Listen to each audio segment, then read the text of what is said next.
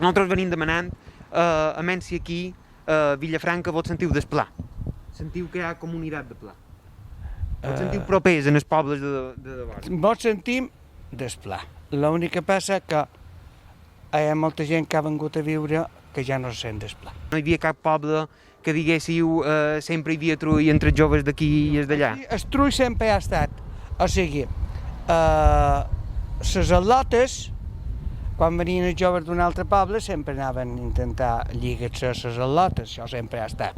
Festejaven aquí els joves d'altres I els pobles. de Vilafranca anaven a, per exemple, a Sant Joan, era el puesto. Sant Joan i Montuïri. Sant Joaneres i Montuïreres sí que hi havia un poc més.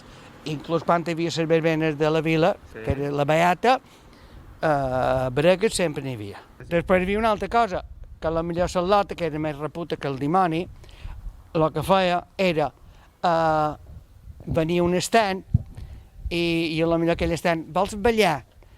I per putejar el seu nòvio, això sí que li feia.